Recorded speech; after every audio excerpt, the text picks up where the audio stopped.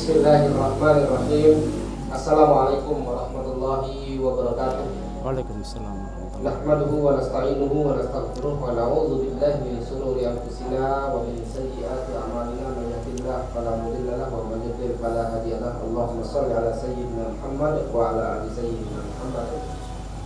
Puji syukur kehadirat Allah Subhanahu wa taala, pada malam hari ini kembali kita lanjutkan tradisi tadarus pikiran yang pada malam hari ini sudah memasuki seri yang ke-18. Telah hadir bersama kita Bung Mahrun, Master Ekonomi ya? Iya, insya Allah. Ya, alhamdulillah beliau ini sudah tidak diragukan kalau berbicara tentang ekonomi umat. Pada malam hari ini tema kita adalah pengembangan ekonomi dan pengelolaan potensi lokal untuk sebagai kekuatan ekonomi umat. Tapi sebelum kita berbicara lebih jauh tentang bagaimana sih pengembangan ekonomi dan pengelolaan potensi lokal ini, kembali saya mengingatkan kepada saudara sekalian, keluarga besar Insan Cita dimanapun Anda berada, setiap kali Anda berbuka puasa, jangan lupa menggunakan air minum Asel, karena air minum Asel ini adalah produk asli dari Kabupaten Lombok Timur. Dan bagi Anda yang mencari suasana berbuka puasa di luar rumah, telah tersedia juga restoran milik keluarga besar Insan Cita, yaitu Lumbungta. Restoran Lumbungta, di situ sudah tersedia sajian menu berbuka puasa komplit. Jadi Anda bisa membawa keluarga Anda langsung. Pilihan menunya ada ikan bakar, ada ayam bakar, ada bebek presto, dan ada lagi berbagai jenis makanan yang tentu akan membuat lidah Anda menjadi menyenangkan. Baik, Pak Mahrun, jadi sudah lama kita tidak berjumpa, sudah hampir Ya, 1 tahun ya. 1 tahun. Kita tidak berjumpa ini setelah beliau nonaktif dari Basnas dan kembali menekuni dunia usaha. Dan sekarang ini beliau juga aktif di pengembangan usaha properti ya. Konsultan Konsultan manajemen bisnis. dan manajemen. Bagaimana Pak Mahrun melihat potensi sumber daya lokal kita yang ada di Kabupaten Lombok Timur ini, yang baik dari sisi sumber daya alamnya maupun terkait dengan sumber daya manusia ketika kita berbicara pengembangan sebuah usaha. Potensi apa saja yang sebenarnya yang kita miliki di daerah ini yang layak untuk dikembangkan sebagai sebuah ekonomi alternatif bagi pengembangan usaha di masa depan. Silakan Pak Mahfud. Baik. Baik, terima kasih.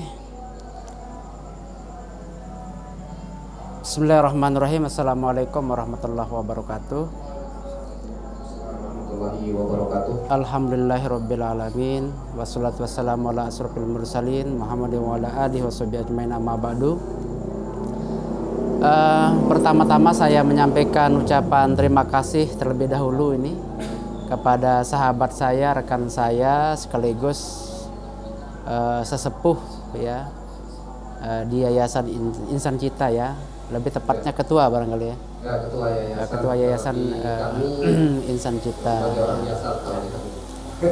Jadi saya bersyukur mendapat kesempatan kembali silaturahim dengan keluarga besar Insan Cita. Ya, yang saya kira dalam kesempatan ini juga untuk bisa selain silaturahim juga silatul fikri gitu kan. Karena kekuatan pikiran itu sangat luar biasa. Nah, sehingga saya kira tema-tema yang diangkat oleh kegiatan kita ya di forum ini sangat luar biasa juga gitu kan ya. Makanya Kalau orang olahraga gitu ya, mungkin dia ke stadion gitu ya. Jasmani gitu ya. Ya, kalau kita mau olahraga jasmani kita ke stadion, tapi kalau kita mau olah pikiran ya ke kami aja, ke insan kita saja gitu kan ya. Seperti malam hari ini ya kami berkesempatan untuk bisa mengisi diskusi, mudah-mudahan ada manfaatnya gitu ya.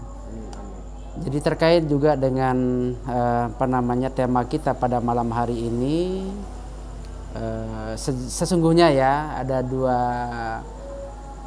variabel yang kita menjadi bahan pokok diskusi kita pada malam hari ini. Pertama adalah potensi lokal itu sendiri dan juga kewirausahaan gitu kan. Karena ini juga harus berbarengan sebenarnya gitu kan ya. Bagaimana tidak bisa kita melihat dari satu sisi saja, karena potensi ada, tapi kalau nggak bisa terkelola dengan baik juga nggak ada artinya. Ada pengelolanya tapi potensinya nggak muncul juga, sama juga seperti itu. Nah, sehingga dua kekuatan, dua pilar ini yang harus kita sinergikan menjadi satu kesatuan, sehingga potensi-potensi yang ada di daerah kita, di lingkungan kita ini bisa tereksplorasi dengan baik gitu kan. Sehingga itulah yang akan menjadi kekuatan ekonomi dan kesejahteraan bagi masyarakat kita, umat kita.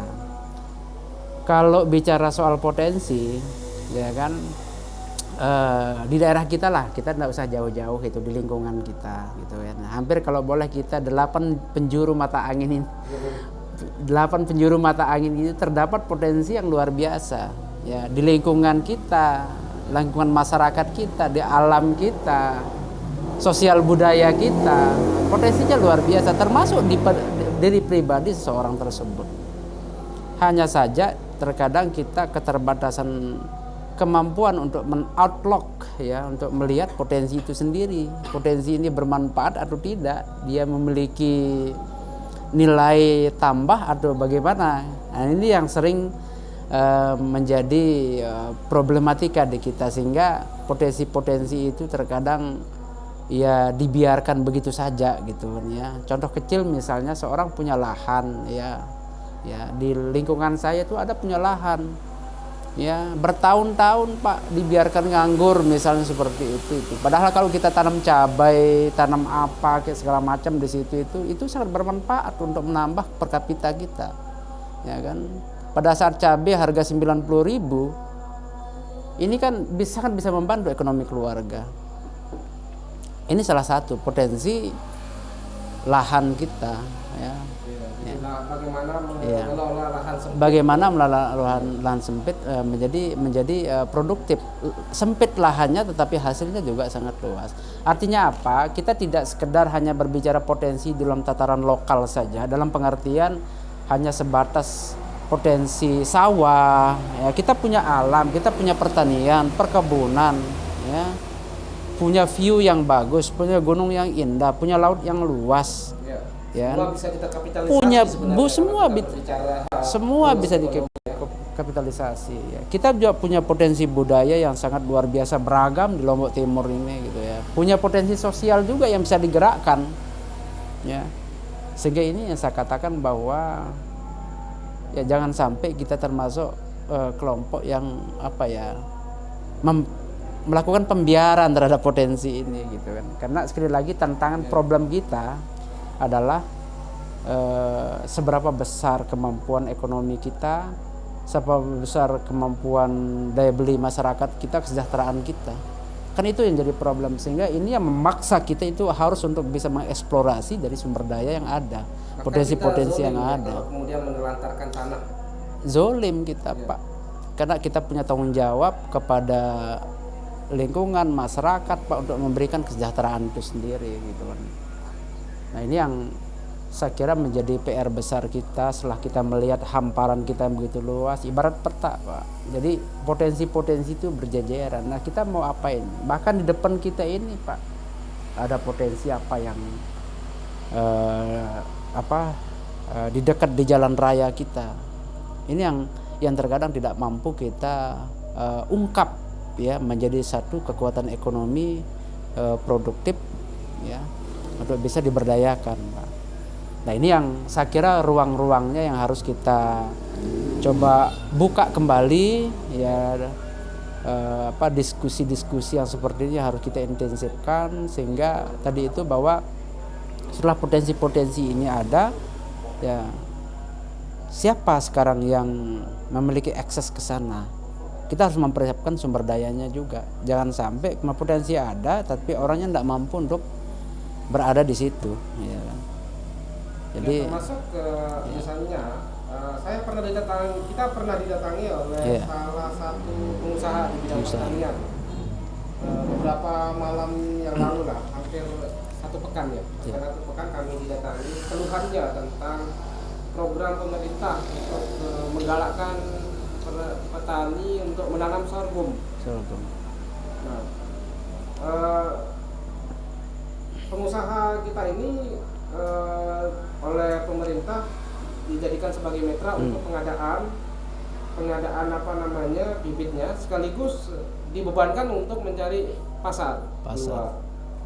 Dengan harapan 500 ton dari perhitungan pendapatan petani, 500 ton hasil panen sorghum ini bisa tercover, bisa langsung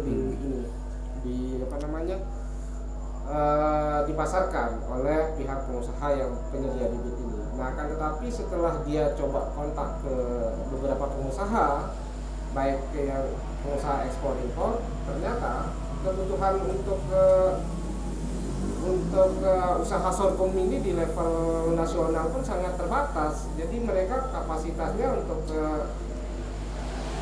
kebutuhan sorghum nasional itu kemampuannya itu hanya sebatas 20 ton. Nah, ini kan tidak sampai kalau kita berbicara bagaimana pengembangan sebuah usaha pertanian yang harusnya linear dengan dunia usaha. Ketika kita membebankan kepada petani untuk menanam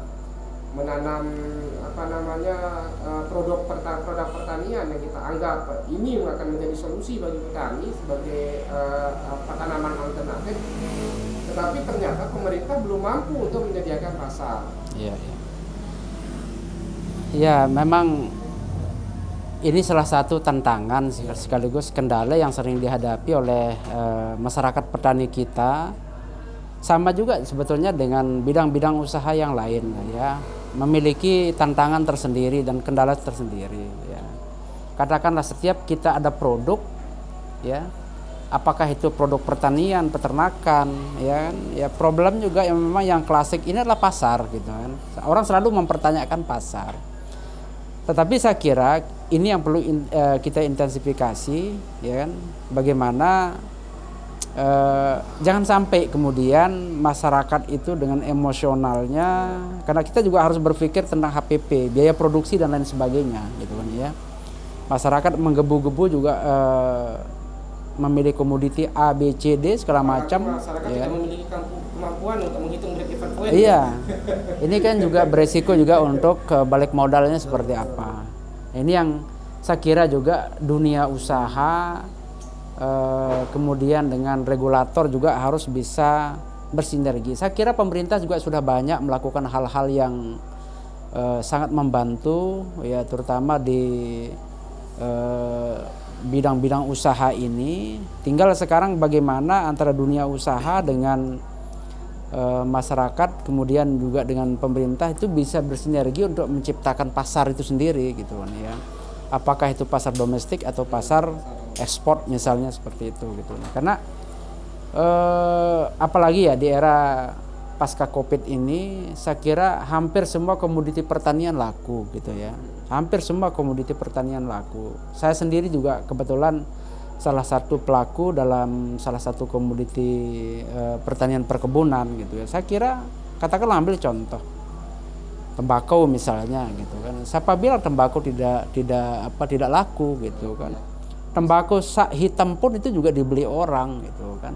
Sebenarnya tidak ada alasan untuk masyarakat itu menjadi rugi, gitu. Nah, tapi ini tinggal bagaimana tata kelola sistem tata niaganya yang harus kita atur ke depan, sehingga tadi itu bahwa potensi-potensi ini jangan kemudian menyebabkan orang malas untuk mengelolanya, karena tadi itu sudah dibayang-bayangi dengan unsur kerugian. Tapi kalau berbicara tembakau Virginia kan kecenderungan itu mereka kesulitan mengakses untuk mendapatkan grade di perusahaan petani tembakau kita, dan biasanya yang sudah terdaftar menjadi binaan perusahaan saja yang boleh memasukkan ini. Saya kira tidak sekarang itu kan. Jadi sekarang masyarakat tidak boleh lagi merasa ya istilahnya dianaktirikan atau apa. Saya kira juga dalam hal ini kami melihat gitu ya, ada solusi-solusi terbaik yang dilakukan oleh pemerintah dan swasta untuk mengakomodir semua potensi hasil pertanian, hasil perkebunan masyarakat. Katakanlah misal tembakau gitu kan. Ya buktinya di 2021 kemarin cukup bagus gitu kan ya, serapan maupun harga. Ini contoh gitu kan ya, apalagi di wilayah selatan itu saya kira itu juga cukup bagus ya, kualitasnya juga cukup bagus gitu ya. Sampai dengan akhir Desember kemarin itu juga kelihatan beraktivitas itu sudah luar biasa. Artinya dalam konteks beberapa pembicara juga saya ikuti diskusinya kemarin ya, yang mengangkat isu-isu ekonomi, kemudian apa langkah-langkah kita ya. Saya kira itu tujuan kita sama ya. Pengelolaan potensi lokal ini juga ya, lokal dalam pengertian yang komprehensif ya. Semua potensi yang ada ya, kerangkanya sebetulnya sama gitu kan. Mengelola ini barang menjadi berkah, menjadi bermanfaat. Sampah saja kalau kita kelola dengan baik akan menjadi berkah ya. Sampah masyarakat kalau konotasinya itu, coba banyak sampah masyarakat loh. Sampah yang dalam artian sampah dari daunan, sampah masyarakat masih berpotensi, masih bermanfaat. Artinya sampah yang konotasi sampah bukan dalam konotasi yang berbeda gitu. Misalnya anak muda semua. Jadi maksud saya bahwa tidak usah jauh-jauh sebetulnya untuk mencari potensi kesejahteraan itu. Di depan kita, di belakang kita, di kiri kanan kita itu juga potensi yang sangat besar, ya kan? Ya, bahkan orang pun ya, kalau kata orang ya, angin juga potensi yang bisa kita jual. Ya, bahkan itu bisa mensejahterakan. Masyarakat industri itu sekarang sudah beli karbon. Ya. Banyak lah, makanya kalau kami lihat gitu kan ya, dari data statistik jenis bidang usaha ya di Kementerian Investasi ribuan ya jenis bidang, itu kan potensi yang bisa terkelola dengan baik ya. Kalau saja mohon maaf ya, pemuda-pemuda kita misalnya kan, mahasiswa-mahasiswa kita gerakkan mulai saat ini ya, selain juga berpikir tentang gerakan-gerakan juga, kita mulai berpikir tentang entrepreneurship ya kan. Saya kira ini juga bisa padu ya, karena tadi itu bahwa pikiran-pikiran yang lurus, pikiran-pikiran yang inovatif, kreatif, inilah ya sumber daya manusia yang mampu membongkar potensi-potensi itu. Tapi yang sering menjadi kekhawatiran bagi teman-teman yang pemula, artinya yang masih masih berangan-angan, ketakutan untuk resiko di dalam usaha itu. Nah, kiat-kiat apa misalnya yang perlu dilakukan oleh seorang pemula di dalam melakukan sebuah usaha? Ya, baik. Ini juga saya kira pertanyaan yang sangat menarik lah ya. Kebetulan saya sudah 4 periode berkhidmat di HIPMI, Himpunan Pengusaha Muda Indonesia, dan alhamdulillah masih diberikan kepercayaan juga sampai sekarang. 2 periode itu membidangi bidang usaha pemula, ya kan. Jadi ada banyak pengalaman, mungkin kami bisa sharing kepada rekan-rekan sebagai referensi ya. Ya, pemula-pemula itu ya ada yang baru coba-coba, ada yang kebingungan sama sekali ya, ibarat meraba-raba dalam kegelapan gitu ya. Apa yang mau dilakukan ya. Jadi ya sekurang-kurangnya kita bisa menjalani atau memegang prinsip 4M atau 5M juga bisa kita katakan seperti itu ya. Ini bagi usaha pemula, karena memang tadi itu kita juga harus ada orang yang memang mau berusaha itu udah bergerusuk gitu kan ya. Istilahnya ya udah kalau jatuh ya bangun gitu kan ya. Jadi sekarang itu kan banyak sekali pola-pola atau metode-metode ya usaha yang saya kira efektif untuk kita jalankan sebagai basis keilmuan kita. Karena termasuk ya. orang yang paling takut berusaha itu ya Iya. saya, karena berapa kali kemudian saya coba investasi Gagal gitu dan kan. gagal, yang kemudian oleh Uang. teman yang mengajak saya, Uangnya hilang gitu kan. uang saya Iya. hilang, investasi saya hilang, selalu Iya. dijawab itu resiko Iya. usaha bang. Iya. Nah, Ya. Jadi semua memang ada resiko, ya kan. Sekarang ini kan level-level risiko itu kan macam-macam. Ada yang high risk ya, middle risk dan low risk gitu kan ya. Biasanya yang high risk itu menjanjikan keuntungan dari usaha itu tinggi ya dan seterusnya gitu kan ya. Tetapi bagi pengusaha pemula, buat rekan-rekan kita lah yang mau terjun di usaha, karena saya kira ini juga menjadi tantangan tersendiri ya, sangat menarik gitu. Kemudian kita jadi pengusaha gitu kan ya.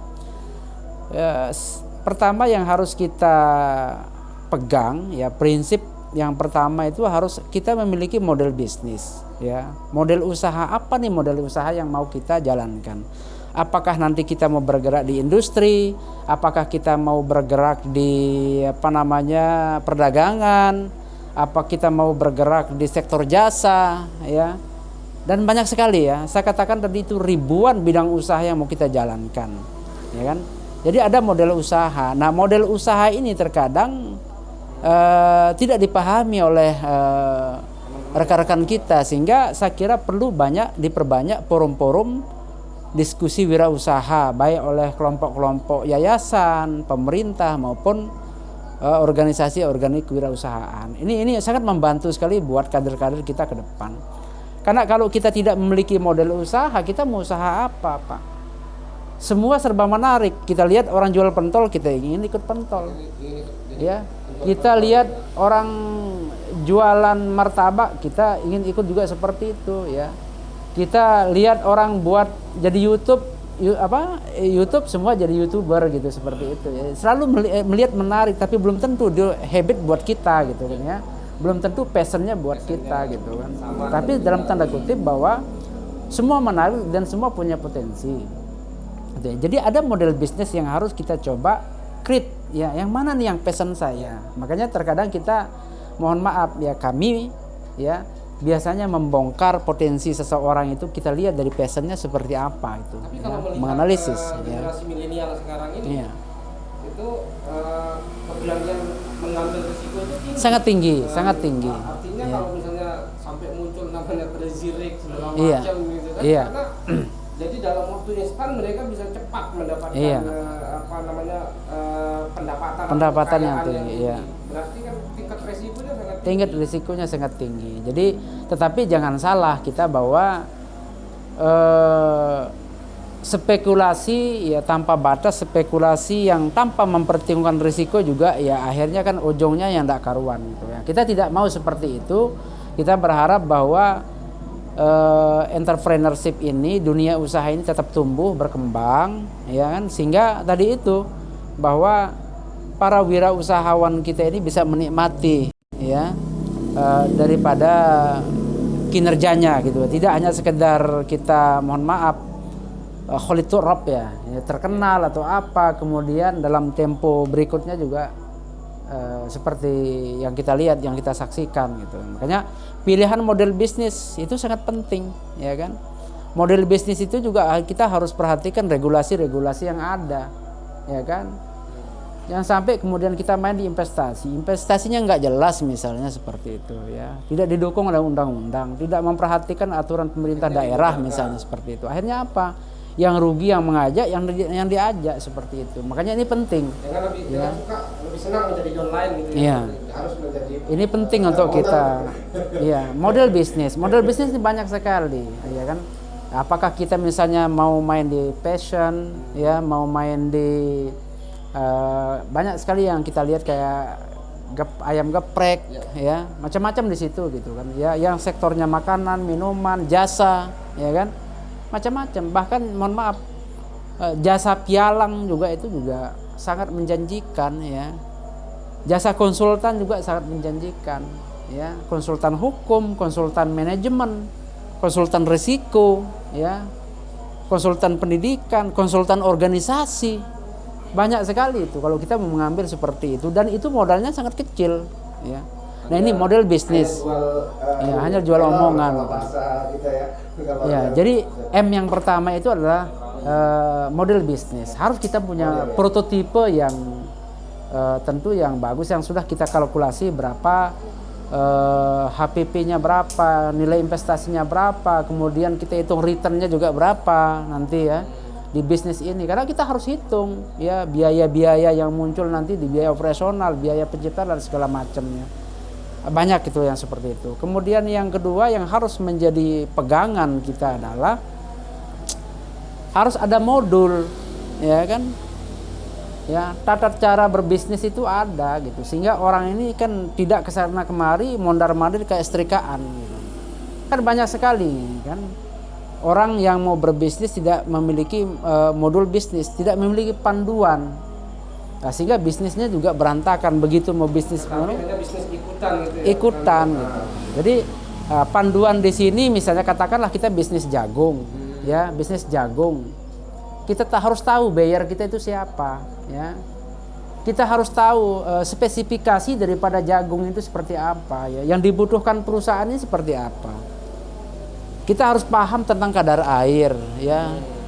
Kita harus paham tentang aflatoksin. Ya, kita harus paham tentang biji mati. Kita harus paham tentang ritme kenaikan dan penurunan harga, ya, ya dan sejenisnya. Nah ini kan panduan, ya. Kita harus tahu juga bagaimana mekanisme penanaman, ya, tingkat kekeringan di lapangan juga seperti itu.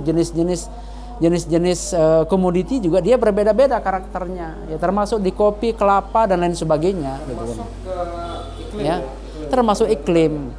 Nah ini kan butuh modul. Kalau orang tidak tahu asal beli jagung gitu, ya, sekian ton, nggak ngerti kadar air, beli dengan harga tinggi, sampai dikirim ke Jawa, susut sekian persen, siapa yang menanggung kerugian? Anda merasa ditipu-tipu nanti. Sama juga dengan di bisnis tembakau. Di bisnis tembakau itu yang saya lihat, ya, mohon maaf, ya, di Virginia sendiri itu, di openan itu sendiri itu ada 44 kategori itu di grade-nya. Pusing juga kita melihat kalau kita mau melihat, karena masing-masing grade itu punya kelas dan punya harga. Dan semalam menganggap bahwa ini pasti ada calo yang main. Padahal ketidaktahuan kita grade itu sendiri. Dan siapa yang menentukan grade itu? Ya owner. Saya misalnya punya perusahaan, grade standar saya sekian gitu, dan klasifikasi sekian, tingkat nikotin, ya, dan lain sebagainya gitu kan, ya. Itu tingkat grade, ya.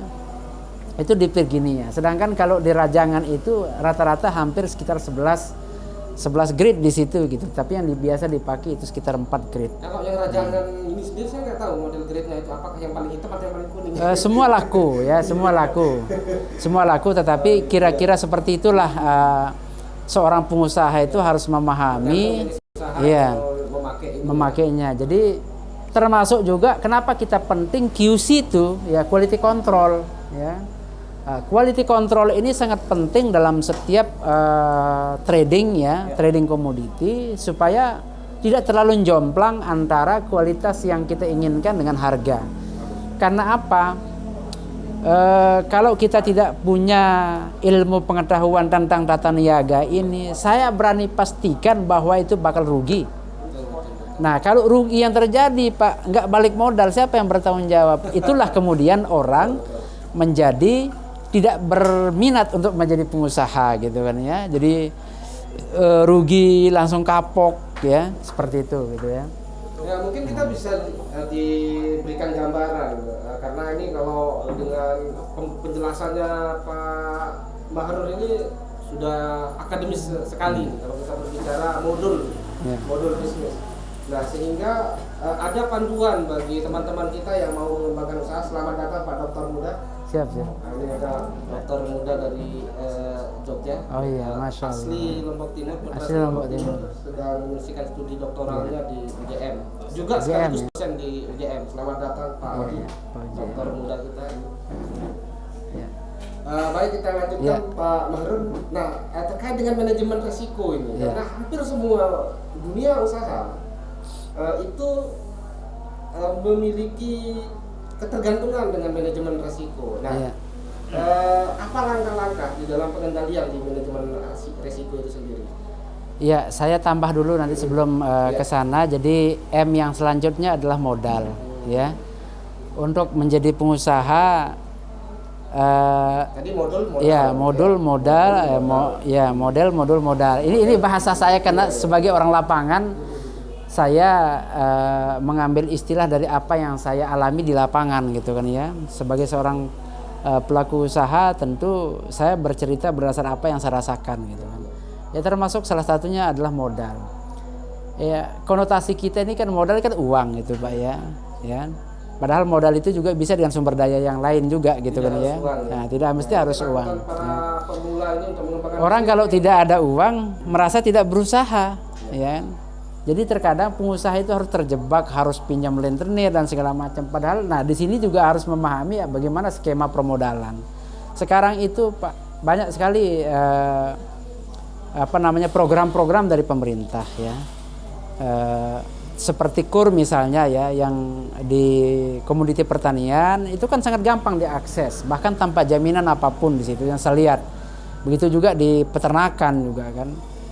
Ini modal marginnya ada subsidi ya, dan sangat fleksibel sekali itu ya. Saya kira ini juga bisa digerakkan. Nah, ini juga kan pelaku-pelaku usaha kita juga harus tahu tentang peluang-peluang ini, bagaimana strategi mereka mencari modal, termasuk apakah itu sifatnya loan, ya kan, modal perbankan. Nah, skema modal perbankan ini juga seperti apa, misalnya gitu, apakah itu ngambil tenornya bagaimana dengan plafon tertentu, apa ngambil KUR, apakah itu nanti misalnya modal kerja yang reguler, ya, dan sebagainya. Dan istilah-istilah permodalan di perbankan juga banyak, termasuk SKBDN dan segala macam. Ini kan yang tidak diketahui oleh pengusaha-pengusaha pemula kita. Dan termasuk tidak bisa disosialisasikan juga sama perbankan. Ya, nanti mungkin perlu diundang lagi oleh pihak perbankan kan, perlu dia bercerita nanti di sini kan ya. Jadi banyak sekali sebetulnya cara-cara mensupport mereka untuk akses modal seperti ini Pak. Jadi tidak melulu harus kita punya uang pribadi, tetapi juga bisa bersirkah, bisa bersinergi. Katakanlah kita misalnya di ruangan ini malam ini, kita mau usaha apa? Mau usaha jualan asel misalnya ya. Mohon maaf, sekaligus kita promosi asel. Ini kan potensi lokal kita kan. Kita punya 1,4 juta, kalau semuanya minum asel ya. Anda bisa bayangkan ya bagaimana profitabilitasnya asel ini ya. Bagaimana kesejahteraan masyarakat? Artinya apa? Gerakan beli milik sendiri gitu loh. Ya. Ya, tapi dilema juga karena nanti tingkat produksinya yang tidak mampu gitu. Ya. Kemudian dia tebus di pasaran. Itu tantangan yang berbeda gitu kan ini ya. Sekaligus menjadi cambuk bagi teman-teman yang sebagai pengelola asel ya. Karena saya juga pernah ini juga kritisi teman-teman asel. Karena kita mau bantu dari sisi marketing tetapi mereka tidak kapasitas produksinya sangat rendah. Jadi saya kira ini ya betul. Itu juga menjadi tantangan gitu ya. Namanya bisnis usaha tentu nanti tahap bertahap kan mesti ada pengembangan size-nya gitu kan ya. Sesuai dengan permintaan pasar gitu kan ya. Nah, M yang selanjutnya di istilah kami itu ada modem. Iya. Jadi sekarang ini kan orang berbisnis dari rumah. Kita punya HP ini ribuan. Di HP saya itu hampir 2.500 nomor gitu. Apakah semuanya kita berdayakan ini sebagai jalur pemasaran kita gitu? Kan enggak juga gitu. Padahal grup WhatsApp gitu ya, masuk grup WhatsApp. Padahal ngeblas aja kita mau jual air, mau jual apa di situ gitu kan ya. Berita hoax gitu kan. Jadi ini modem artinya apa? Keterlibatan teknologi dalam bisnis itu sangat penting ya. Karena zaman sekarang ini ya seperti tadi bahwa kita ini kan abnormal gitu kan ya situasinya setelah Covid ini gitu kan. Memaksa kita untuk beradaptasi dengan kebiasaan-kebiasaan yang tidak biasa gitu kan ya. Nah, ini ya termasuk ke modem tadi itu gitu kan ya. Nah, jadi kalau kita sudah punya model bisnis ya, modul bisnis ya, modal bisnis, kita punya modal, ya kan? 4M ya. Ya 4M itu kan. Ya bahkan teman-teman saya mengatakan kita juga harus ada mood, ya harus ada main gitu kan ya. Ya cita-cita kita, niat kita dulu gitu kan, habit kita.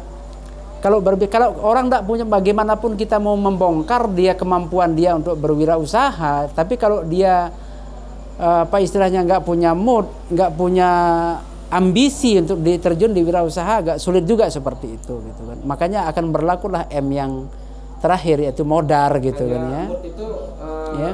hanya Ya. dilihat dari sisi keuntungan. Iya. Kalau hanya dilihat dari sisi keuntungan Iya. saja, baru mood. Tapi Baru mood, ya. Di saat mengalami Stagnasi. Dan itu juga memang sudah apa ya, sudah hukum alam di dunia usaha itu kan pasti mazhabnya ada dua. Ya di bisnis ini kan mazhabnya ada dua kan. Seperti ada teman-teman Ya. teman kita yang juga perlu usaha ini Ya. hadir juga ini fluktuatif. Dia usaha ayam petelur. Ayam petelur. Dia ini Ya. moodnya itu fluktuatif. Fluktuatif. Jadi semua ada risiko, sekali lagi bahwa risiko bisnis apapun itu semua ada risiko, Pak, risiko bisnis ya. Jadi yang saya katakan bahwa kalau kita tidak punya model bisnis, tidak punya modal, tidak punya mention juga di situ, ya udah modar saja kita gitu kan ya. Buat apa ya berada di alam fana ini seperti ini kan, kalau hanya jadi beban keluarga kan seperti itu gitu kan. Ya, menurut Pak Mahrun sendiri, karena kan terkait dengan potensi lokal, Iya. kita ini yang mau Iya. jadi pengusaha pemula, Iya. kira-kira potensi apa yang paling memungkinkan untuk kita kembangkan di Lombok Iya. ini, terutama oleh para pemula? Nah, saya kira ini ide yang menarik ya. Ya. Kita punya apa ya, masyarakat konsumtif di Lombok Timur ini kalau nggak salah ya 1,3 atau 1,4 juta gitu kan. Ya, Bayangkan saja 1,3 semua, lebih sudah. bayangkan saja apa kebutuhan dari ujung kaki sampai ujung rambut di situ, ya kan? Bayangkan saja apa potensi dari ujung kaki sampai ujung rambut. Itulah potensi bisnis yang bisa kita jalankan, ya kan? Ada saya pernah dengar ekonomi, sebenarnya bisnis itu adalah menjual value, bukan Iya. menjual produk katanya. Ya, karena di dalam produk itu ada value. Bisa saja seperti itu gitu. Karena apa namanya? Ya itu kan narasi-narasi yang kita bangun ya. Karena dalam berbisnis memang harus ada produk, ya, harus ada pemasaran. Ya kan, harus ada toolnya juga di situ gitu ya. Ya, dalam berwirausaha karena harus ada transaksi juga di situ, harus ada pelaku penjual dan pembeli kan, harus ada sistem. Nah, jadi yang saya katakan bahwa katakanlah kita misalnya sekarang di era pandemi ini kan memang ada bisnis-bisnis yang stagnan, ada bisnis-bisnis yang memang maju ya. Saya beberapa di 2020 sampai 2021 kami juga kunjungan termasuk beberapa potensi bisnis di Jogja yang orang lain, Pak, mohon maaf, hampir semua tiarap bisnisnya, ya kan? Hampir semua tiarap. Kok dia bisa dalam era pandemi ini bisa membuka cabang sampai dengan 20 cabang? Itu bisnis apa? Kuliner misalnya seperti itu ya. Kalau tidak salah itu Sei Sapi Kana itu ya, yang ada di Jogja. Ya. Di sini juga sama seperti itu. Ada beberapa pebisnis rekan-rekan kita yang orang lain ya di bisnis lain dengan efek COVID ini luar biasa dampaknya. Kita membayar karyawan aja susah gitu kan ya. Membayar kontrakan kantor, membayar operasional aja berat gitu kan ya. Yang sempat lesu Ya. di Lombok Timur ini Ya. bisnis kolam renang. Ya, termasuk kolam renang, pemandian karena tidak boleh gitu kan ya. Tapi ada potensi-potensi bisnis lain, misalnya katakanlah kita bisnis pisang, ya kan, tanaman, ya, bisnis-bisnis pertanian, cabai, segala macam gitu kan ya. Ini bisnis kesehatan, misalnya kecantikan, jasa, ya. Jadi dan beberapa bisnis lain yang saya kira itu masih reguler ya berjalan. Ya. Ya. Ini juga bisa menjadi semacam satu daya tarik buat teman-teman untuk memulai gitu. Yang paling kecil risikonya gitu kan ya. Tapi sekali lagi bahwa risiko bisnis itu ada pada semua bisnis ya. Kita walaupun katakanlah saya pernah mencoba untuk bisnis ayam puyuh misalnya gitu kan ya. Saya yang tidak mengerti ayam puyuh ya kan, belum secara komprehensif juga mengetahui pola-pola pemeliharaan gitu ya. Udah kita satu kelompok, saya kasih modal misalnya, kemudian kita latih sekedarnya gitu kan ya. Kita tidak tahu penyakit yang ada di puyuh tersebut gitu ya. Itu rugi kami ya, satu kelompok itu hampir 30 jutaan gitu kan. Siapa yang mau ditagih, itu kan risiko buat kita gitu. Ya menangis kita seperti itu karena kita harus berpikir bagaimana dengan usaha yang lain gitu. Ya, termasuk saya Ya. sapi. Sapi. Tahun kemarin Iya. di modal 20 juta. Iya. Kita jual 20 juta Iya. lagi, 1 tahun kita pelihara. Makanya Tidak untung. seperti yang saya katakan tadi Rugi di itu, peternak. pertanyaan antum kalau terkait dengan bagaimana menavigasi risiko, ya kita harus pelajari dulu dari bisnis yang kita geluti. Misalnya sapi nih. Ya. Seorang peternak sapi, pebisnis sapi, ya dia pernah bisnis sapi satu kandang, Pak. Ya. Tapi bukan pemotong, bukan, ya. Jadi dia membeli yang sudah high level sudah gitu ya, yang sudah weightnya sudah mentok. Sehingga apa yang terjadi? Maka risikonya adalah susut terus gitu, dan belum tentu dia ketemu dengan harga yang layak. Apalagi dijual pada saat bukan Lebaran Idul Adha misalnya, hari raya Kurban. Maka efeknya adalah atau dampaknya adalah Ya kan kita 2 tahun kemarin iya, tidak ada penambahan misalnya. Kuota haji. Nah, Sehingga tidak ada orang iya, yang nyembelih. tidak ada Kalau nyembelih. di- Ya. nyembelih korban tetapi Iya. tidak banyak. Iya. Itu pun sangat terbatas karena perekonomian sangat lemah. Betul, Di 2 tahun betul. terakhir ini. Makanya saya kira kalau terkait dengan bisnis seperti ini, kondisi regional juga sangat berpengaruh ya terhadap jual beli ini. Seperti katanya Pak Dr. Supyandi, supply and demand juga berpengaruh gitu kan ya. Jadi tidak murni kita hanya sekedar mengelola, mengarat, ya tidak selesai sampai di situ gitu kan. Makanya beda dia pengarat, pebisnis itu beda dia. Pengopen sama pengusaha tembakau belum tentu sama dia nasibnya. Ya. Pengopen bisa saja dia rugi, kalau pengusaha belum tentu dia rugi karena dia membeli berdasarkan harga, dia sudah pelajari selisihnya berapa di situ gitu kan ya. Nah, di persapian juga mungkin saya kira sama juga kan. Kita bicara risiko kematiannya, risiko hilang modal, ya. Kemudian dari sisi keamanan juga, ya, dan lain sebagainya gitu. Kalau Itu yang problem. saya alami sih, kalau di sapi ya yang saya alami Iya. harga pasar waktu kita beli Iya. bibitnya itu 20 juta.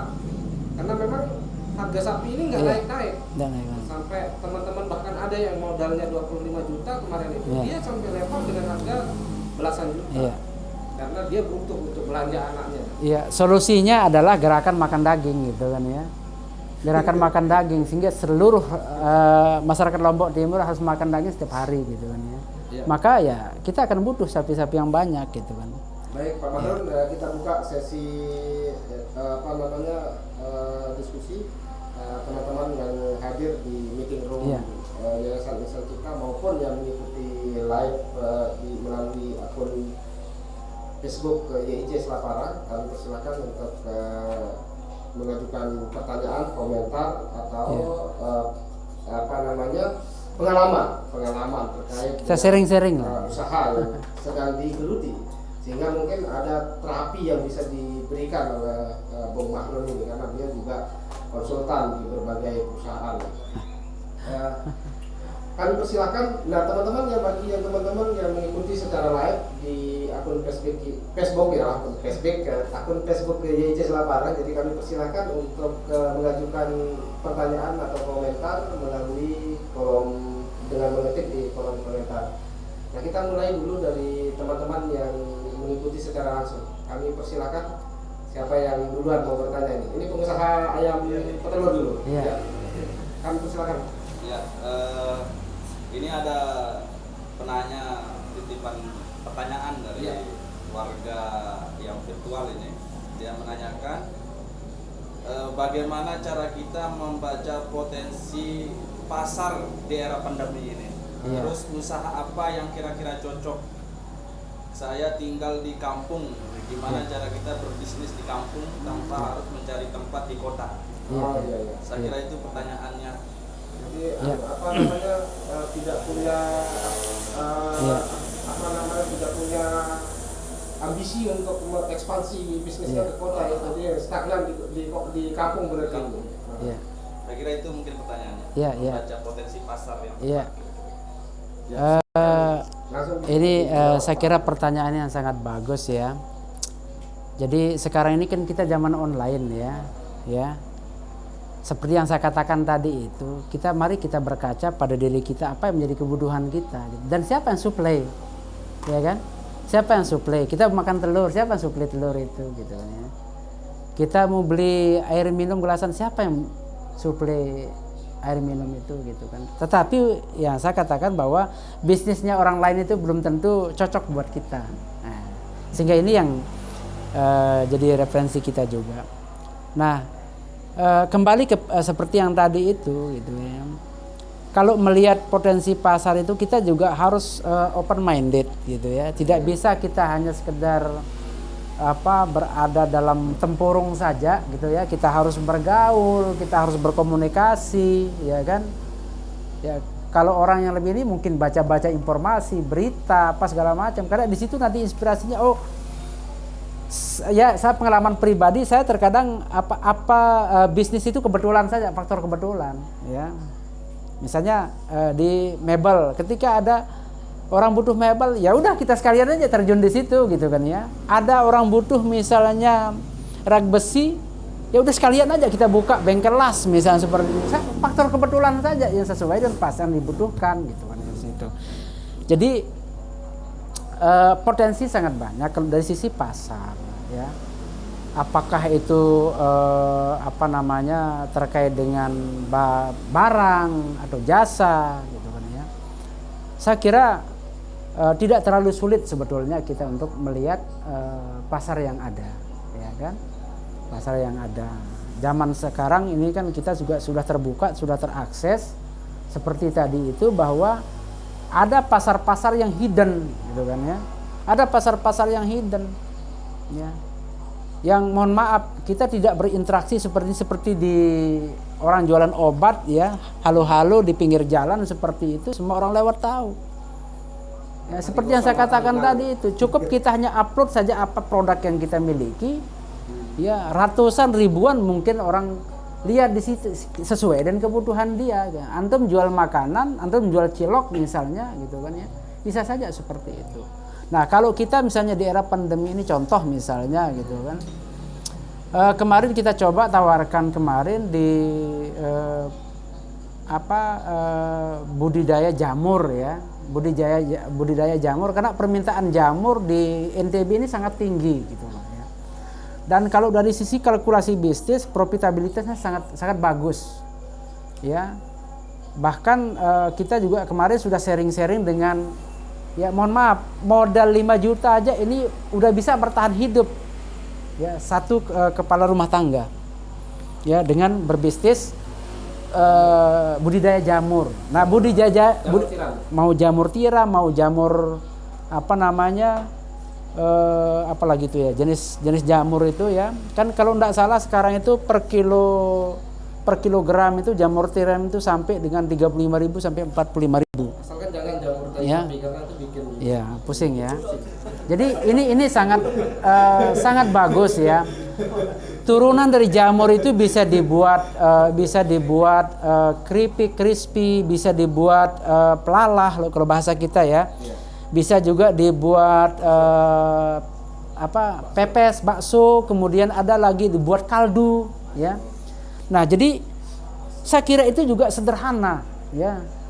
Sederhana pembuatannya, apalagi kita sampai bisa bikin backlognya sendiri gitu nih ya. Itu sangat, dan itu setiap hari Pak.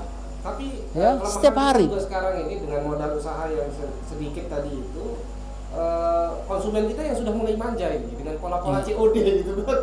Dengan modal yang sangat terbatas, dengan produksi yang sangat terbatas, nanti kan habis di biaya tersebut untuk COD. Gimana perhitungannya? Saya kira makanya seperti tadi bahwa cobalah kalau kita membuat market saja misalnya di lokal kita, katakanlah dalam satu kampung ini kita mau bikin market ya, pemasaran berbasis masyarakat lokal misalnya. Bapak sudah hitung tidak misalnya berapa jumlah penduduk di situ ya kan? berapa jumlah kepala keluarga, berapa jumlah perempuan, laki-laki, apa kebutuhannya di situ gitu.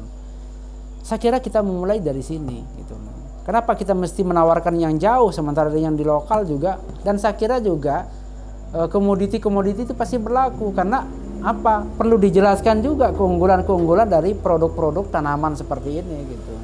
Protein dan apa segala macam. Ini kan soal kreativitas gitu kan. Bagaimana kita bisa mengkreat barang dagangan kita sehingga menjadi menarik. Nah, termasuk tadi kan udah ditambah, Pak, gerakan-gerakan membeli barang tetangga di situ gitu kan. Ini yang perlu kita lakukan, Pak. Salah satu contoh lah misalnya seperti itu gitu.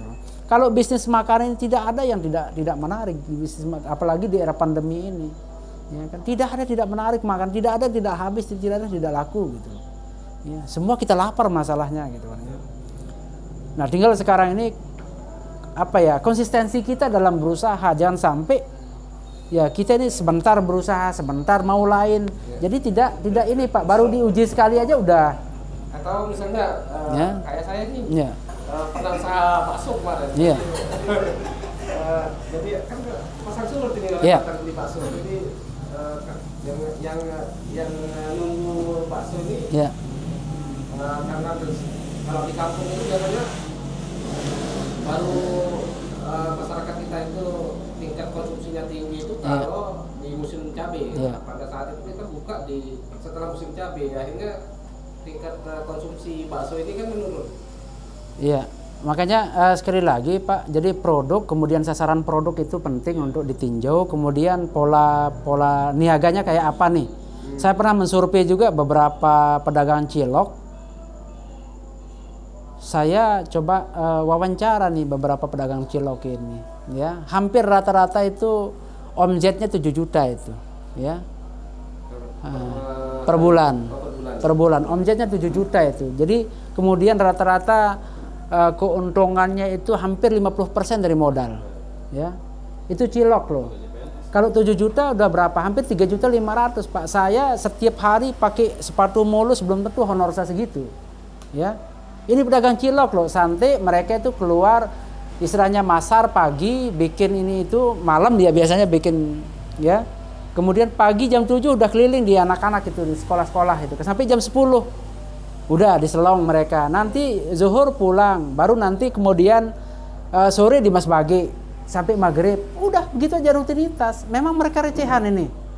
Ya, Rp1.000 itu 7 juta, bahkan bisa lebih kalau di musim-musim itu yang rutinitas.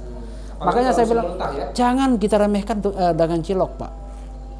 Cilok itu luar biasa itu omsetnya gitu kan. Kayaknya Pak Warcon ini akan terinspirasi untuk dengan cilok gitu. Karena saya lihat dari kopiannya makanya sekali lagi kreativitas, Pak. Namanya persaingan bisnis ini, Pak, mohon maaf kalau kita lihat cilok misalnya di Taman Tugu misalnya, ya, Bapak bisa bayangkan itu cilok itu berderetan di situ gitu, ya. Iya. Ya. Ya. Tinggal apa namanya, bagaimana di create bisnisnya ya seperti apa, ya. Makanya kalau kita hanya jual rombongan di sini nunggu orang lewat, berapa banyak frekuensi orang lewat gitu kan. Tapi kalau misalnya sekarang ini kita berbasis RT RW, Pak, ya, kemungkinan dan keyakinan saya itu bisa berjalan dengan baik, Pak. Kan tidak mungkin kita tahu udah tetangga kita ini hanya 5 rumah misalnya, dan anaknya berapa, yang suka makan cilok berapa, ya. Kita harus supervisi juga itu tentang potensi pasar kita. Misalnya seorang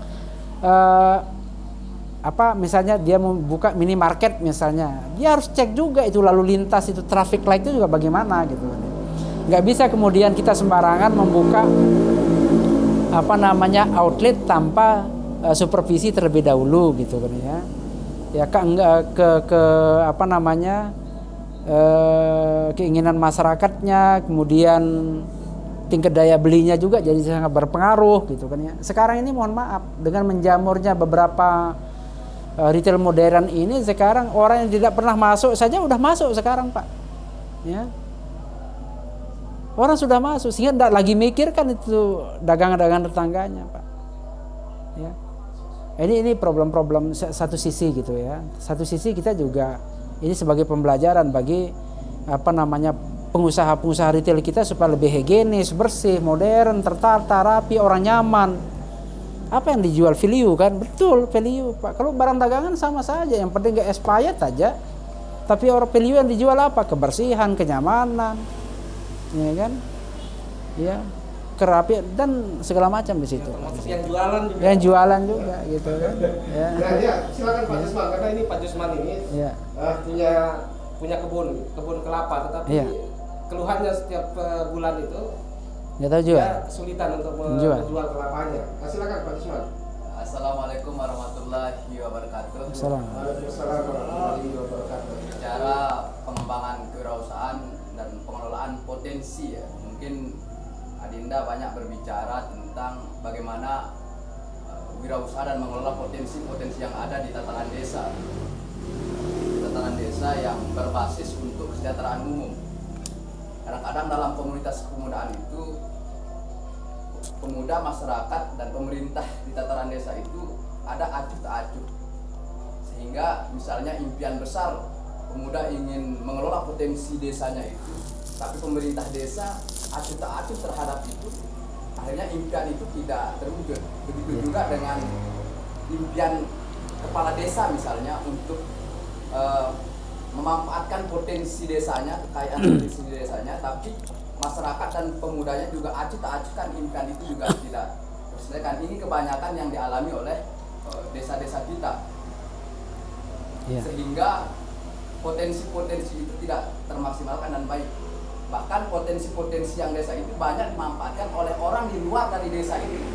Karena itu ada acuh tak acuh, kepala desa tidak peduli, tidak ada intervensi terhadap pemuda atau komunitas pemuda yang mau mengelola potensi desanya. Kadang-kadang kan kebanyakan kita ini komunitas pemuda desa yang punya impian besar ingin mengelola potensi desa itu hanya punya ide dan gagasan misalnya, tapi kita butuhkan intervensi dari pemerintah desa atau misalnya pemerintah daerah, atau kalau kita bicara daerah yang menyupport bagaimana gerak untuk mengelola potensi desa, potensi yang ingin kita manfaatkan ini. Nah, terkait hal, nah sisi lain juga desa ini kan juga gengsi sebagai apa, mencarikan pasar juga, karena kan untuk ekonomi ini yang sulit itu adalah pasarnya. Ketika tidak ada pasar ya melalui kebijakan pemerintah setempat misalnya bisa saja mengadakan pasarnya. Misalnya di tataran desa misalnya dalam pasar biar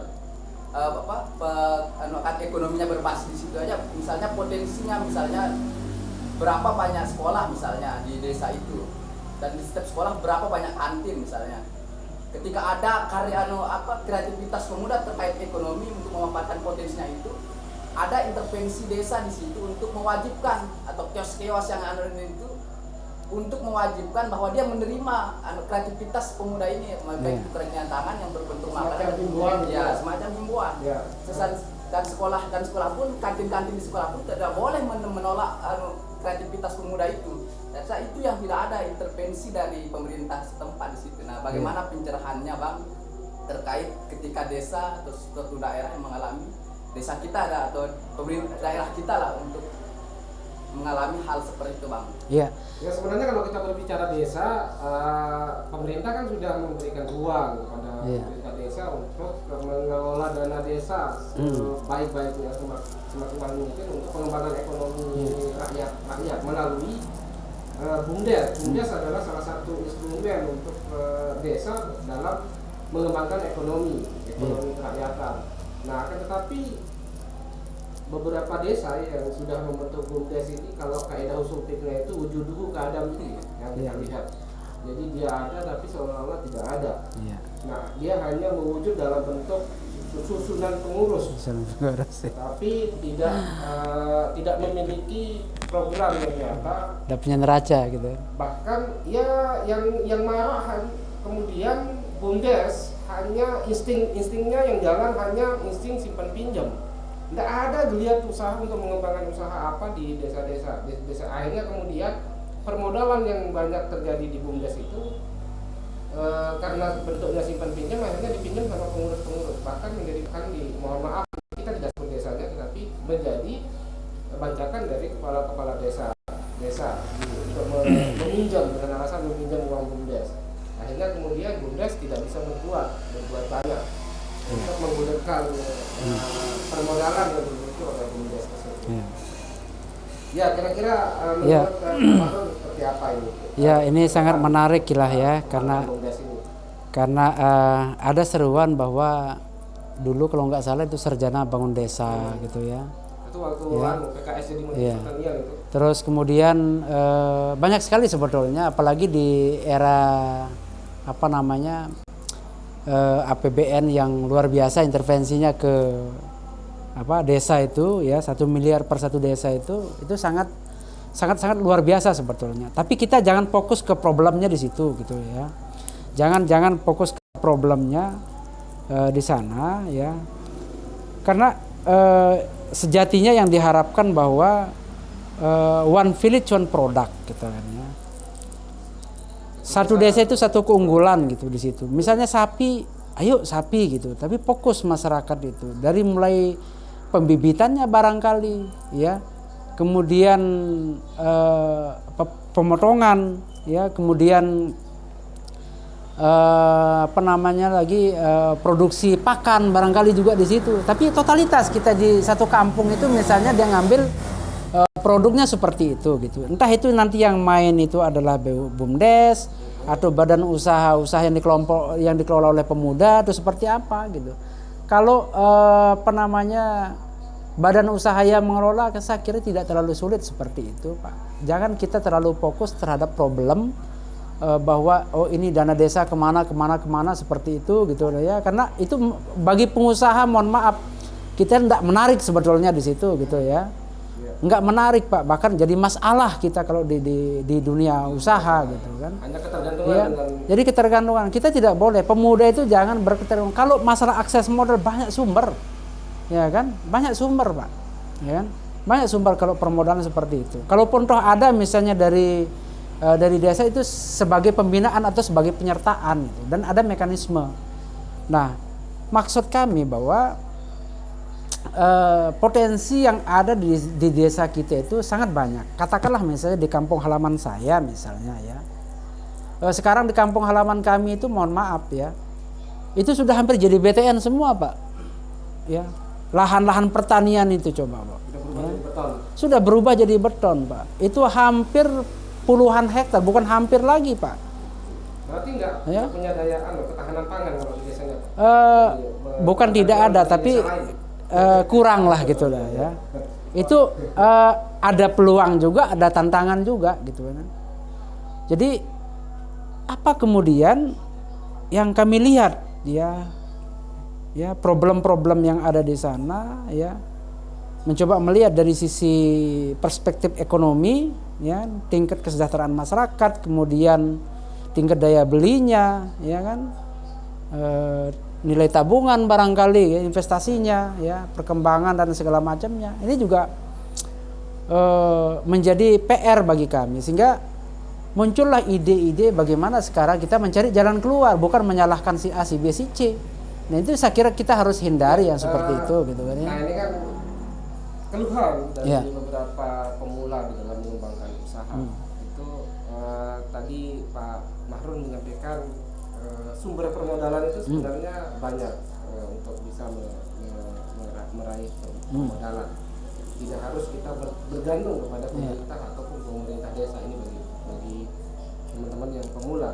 Nah, trik-trik ini untuk bagaimana mendapatkan perhatian dari, katakanlah para investor di dalam usaha yang sedang kita kembangkan. Trik-trik apa ya? Misalnya untuk kita tertarik berinvestasi atau membantu permodalan pada teman-teman yang sekarang ini sedang merintis sebuah usaha.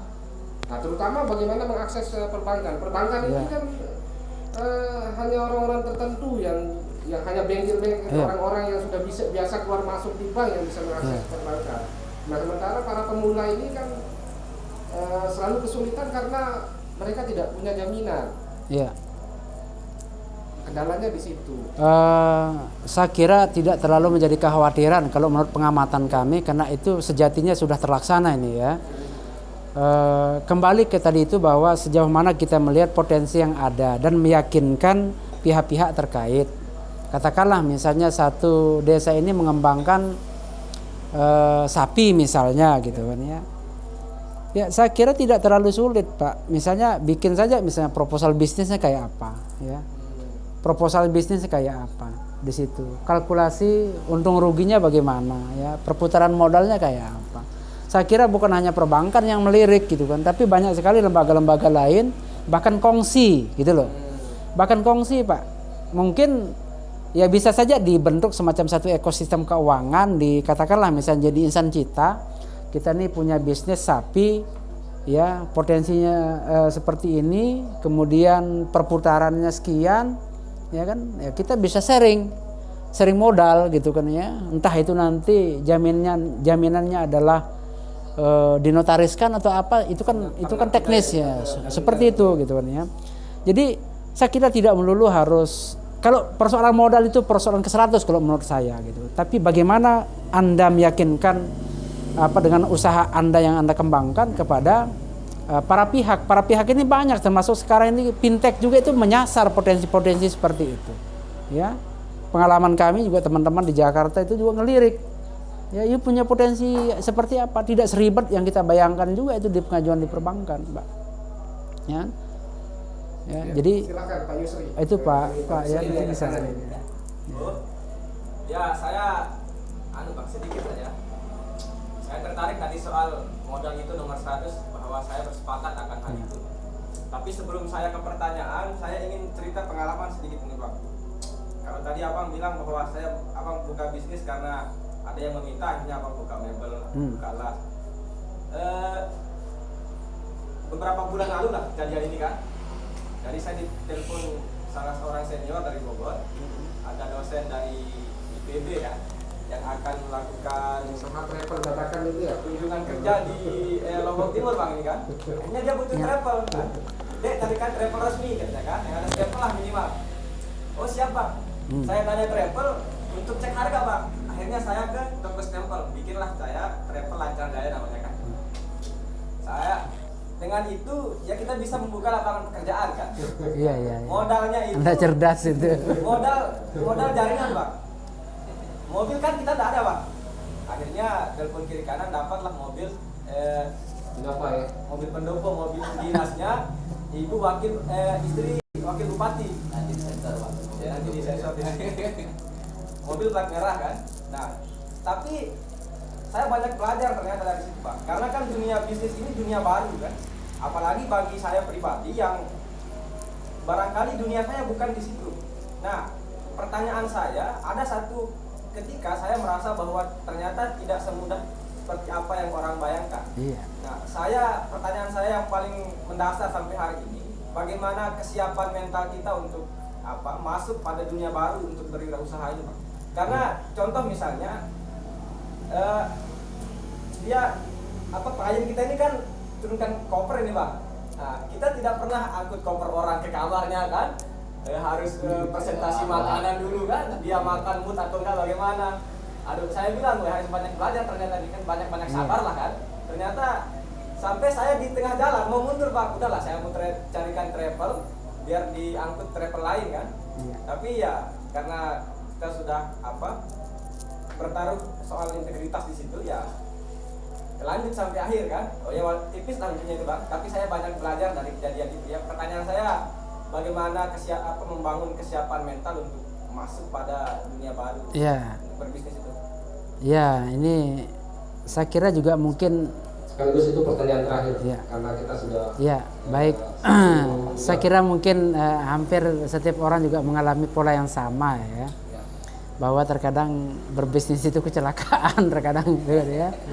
Yaitu pilihan-pilihan tersulit sebetulnya gitu kan ya. Tapi sebetulnya apa? Itulah sekarang yang harus kita rubah paradigmanya gitu kan ya. Dari sisi mindset dulu gitu kan ya. Bahwa berbisnis itu gampang gitu kan. Bisnis itu tidak susah ya. Itu dulu yang harus bisnis itu menyenangkan gitu loh ya. Tetapi bukan berarti kita harus menyepelekan gitu. Jadi saya katakan tadi dalam dunia bisnis itu kan mazhabnya ada dua, profit and loss, ya kan? Anda bisa untung, Anda bisa rugi. Pak Pu terkadang seperti itu, Pak. Ketika Anda untung, jangan cepat-cepat, ya. Ketika Anda untung, jangan cepat-cepat membasuh tangan pakai Sprite, ya kan? Karena kalau bangkrutnya menangis itu sakit, gitu loh. ya. Paling digantung ya, Bang. Kenapa saya katakan begitu ya? Mohon maaf, contoh kecil kasusnya di travel misalnya gitu kan. Syukur-syukur kalau masih teman saja kalau tidak servisnya excellent, itu jadi bahan omongan. Jadi bahan omongan gitu kan. Sehingga potensi bisnisnya ada dua di situ. Cukup kita sebagai calo di situ, ya kan? Artinya sebagai ya istilahnya penghubung, terima bersih, ya. Sampaikan ke travel, ya kan? Misalnya travel harganya 1 juta per paket, ya. Kita terima bersihnya berapa? Misalnya katakanlah store 80 udah ada margin di situ 200. Tanpa risiko gitu kan ya. Hanya perlu mengawal. Tapi kalau misalnya kita langsung main di situ ya sebagai pelaku, apalagi sampai tadi bikin stempel, bikin usaha ini itu gitu ya. Karena saya juga pernah melakukan hal yang sama seperti Anda gitu kan ya. Usaha dadakan gitu kan situ kan. Jadi ya tentu kita juga harus totalitas Pak di situ. Nggak ada lagi istilahnya perasaan, karena pasti kita akan alami Pak di situ ya kan. Terkadang cariin WC orang, ya kan. Ya, namanya tamu. Tamu ini kan ya ibarat kata apa? Puas pun mereka, apa bagus pun kita layani masih berpotensi jadi omongan gitu loh, ya kan? Kalau dia Ya. ini kan gengsi sebagai senior, Iya. ketemu ada juniornya di hotel, kemudian dia angkat koper. Itulah yang harus membedakan kita sebagai pengusaha dan tidak gitu kan. Sehingga nanti ke depan, tapi begini Mas Ahwal ya, saya katakan bahwa orang kalau pengusaha mau terlibat totalitas, dia harus totalitas. Artinya harus tahu dari A sampai Z. Ya kan? Mulai dari tiketing pesawat, travelingnya, hotelnya, PCR-nya, ya termasuk mohon maaf di travel itu ada travel accident namanya di situ. Ya. Jadi kadang mohon maaf kita sebagai travel juga bisa digugat perdata juga sama orang. Yang Anda terkadang tidak bayangkan juga gitu ya, tidak tidak kita bayangkan juga itu kan bisa menjadi presiden buruk bagi kita gitu kan sebagai pelaku travel, ya kan? Ya ini artinya bahwa kalau kita sudah berpengalaman totalitas misalnya dari A sampai Z kita tahu, jadi nggak gampang ditipu-tipu anak buah juga, ya kan? Sudah tahu udah tarif hotelnya berapa gitu kan ya. Ya, ongkos biaya bensin dari bandara sampai ke Sembalun juga sudah tahu kita berapa penghabisan. Gitu. Ya, jangan sampai nanti Anda sebagai bosnya, pemilik pengusaha ditipu dengan nota kosong kan seperti itu gitu kan ya. Nah, ini akan mengurangi margin, ya kan? Nah, maksud kita bahwa ketika kita berbicara tentang mentalitas kita, yang itu yang harus kita siapkan. Maka harus siap untung dan harus siap rugi. Untung kita harus hitung dari mana, resiko ruginya dari mana. Ini yang harus kita kalkulasi dengan baik. Maka muncullah satu paket produk itu dengan harga-harga tertentu. Gitu kan ya. Jangan sampai nanti Bapak bisnis cari untung hilang ke bulan kan seperti itu Pak. Repot seperti itu gitu kan. Ya baik, Ya. Closing statement ini. Iya. Pak, Iya. terkait dengan tema kita ini. Iya. Closing statement. Baik. Sesi terakhir. Jadi sekali lagi sahabat-sahabat pada malam hari ini sebagai closing statement saya bahwa ada banyak potensi lokal yang berserakan ya di sekeliling kita yang harus kita coba berdayakan kembali gitu ya. Tentu yang kedua adalah kita harus membuka ruang-ruang publik itu dengan wacana-wacana atau narasi-narasi kewirausahaan Pak. Sehingga ini juga akan mendorong minat, semangat, ya juga mentalitas generasi kita untuk berwirausaha. Yang selanjutnya adalah ya tentu ini tadi dalam rangka menjawab juga bahwa sinergitas ya antara pelaku wirausaha, masyarakat, regulator dalam hal ini pemerintah harus bersinergi Pak. Ya, kami mohon maaf ada banyak sekali yang di Lombok Timur ini organisasi kewirausahaan belum saya lihat kiprahnya seperti apa. Ya. Belum saya lihat kiprahnya seperti apa. Ya, jangan sampai gerakan juga boleh, tetapi gerakan kewirausahaan ini juga harus kita imbangi Pak, karena itu tadi bahwa kita membutuhkan produktivitas Itu aja barangkali closing statement saya. Mudah-mudahan Lombok Timur ini bisa menjadi apa ya istilahnya itu semacam satu apa istilahnya semacam satu ruang ya kaderisasi untuk wirausahawan kita, sehingga tadi itu 1,4 juta masyarakat kita ini bisa lebih sejahtera. Terima kasih. Wassalamualaikum warahmatullahi wabarakatuh. Waalaikumsalam warahmatullahi wabarakatuh. Ya, tidak lupa juga kami mengucapkan terima kasih Pak Mahrul atas keluangan waktunya menghadiri undangan kami di Yayasan Insan Cita Selapara. Baik teman-teman yang sudah mengikuti tadarus pikiran pada malam hari ini, saya tidak akan menyimpulkan kesimpulan dari tadarus pikiran kita karena saya tidak mau menekan kebebasan berpikir Anda. Dan sekali lagi saya mengucapkan Yayasan Insan Cita Selapara ada untuk Anda-Anda yang mau berpikir. Wallahul muwaffiq wal hadi ila sabilir rasyad. Billahi taufiq wal hidayah. Wassalamualaikum warahmatullahi wabarakatuh. Waalaikumsalam warahmatullahi wabarakatuh.